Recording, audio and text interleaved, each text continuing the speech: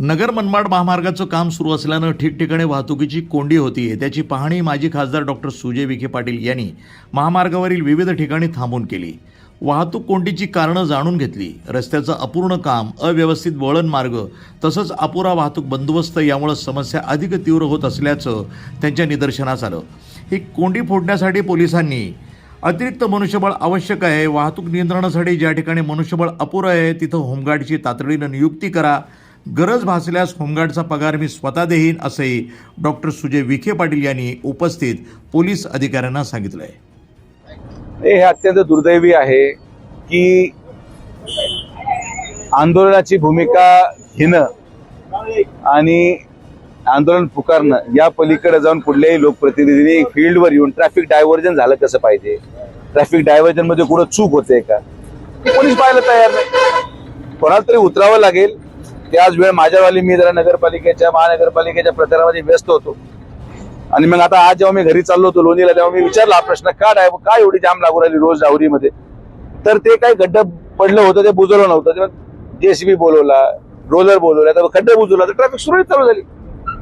Traffic divergence कशी केली पाहिजे, डायव्हर्ट केल्यानंतर होमगार्डची आवश्यकता आहे, होमगार्डची उपलब्धता नाही, कोणी कोणाला ऐकायला तयार नाही, जो तो आपल्या मनमानीने पुढे गाडी घालतो, अशी शिस्त लागू शकत नाही। आता मी त्यांना सांगितलं 2 दिवसामध्ये होमगार्डचा शोध घ्यायला। होमगार्डच्या पगाराला जर पैसे नसतील तर मी व्यक्तिगत 5-6 लाख रुपये खर्च करतो पगारावर आणि लोकांना त्या होमगार्डचं ऐकावं लागेल। ट्रॅफिक डायव्हर्जन जर व्यवस्थित करण्यात आलं तर ट्रॅफिक जाम होणार नाही। रस्ता होऊ राहिला, डोळे पुढे होऊ राहिलं, डांबर पडून राहिलं, रस्त्याची गती आहे, पण लोकांची गैरसोय न होता रस्ता होणं हे पण तितकंच गरजेचं आहे।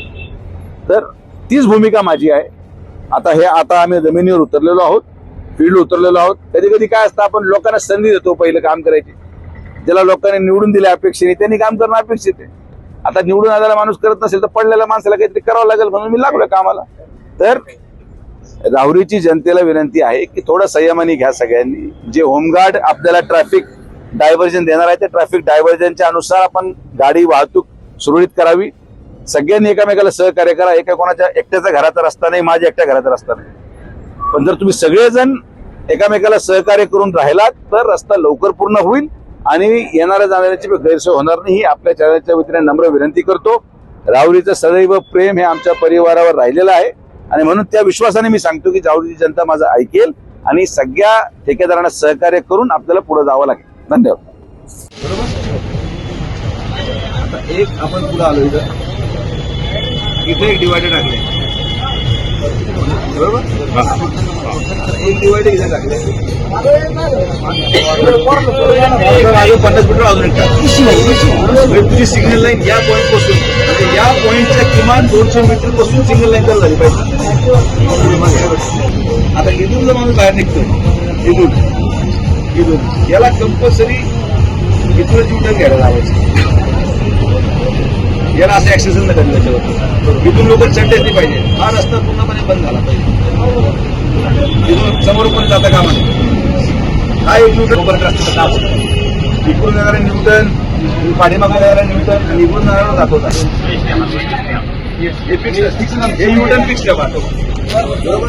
आता तू इथं फुल येतो, आता पूर्ण होईल आपण मल्लावडी चौकापर्यंत, चौक आहे मल्लावडी चौक दोन्ही बाजूला, बरोबर? आता तू इथपर्यंत बॅरिकेड, हे चौक आहे ना, इथपर्यंत बॅरिकेड लावलेलं आहे, इथपर्यंत आले, बरोबर? इथपर्यंत आणल्याने काय होईल, आता हा रस्ता पूर्ण बंद आहे, इथपर्यंत संपवूया चौकापर्यंत, बरोबर?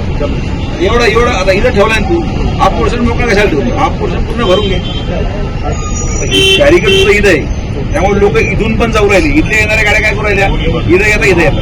आता सिमिलरली आता इथं आहे ना, इथं सिंगल रोड होतोय, तर काय करायचंय, इथं 2 बॅरिकेड लावून टाकतो म्हणे, इथला माणूस आहे ना, हा इकडे येतात का म्हणे, इथे इथं काय निघालं, इकडून रिव्हर्स एंट्री पण याला जायचं, कडेला थोडी जागा ठेव, थोडीशी,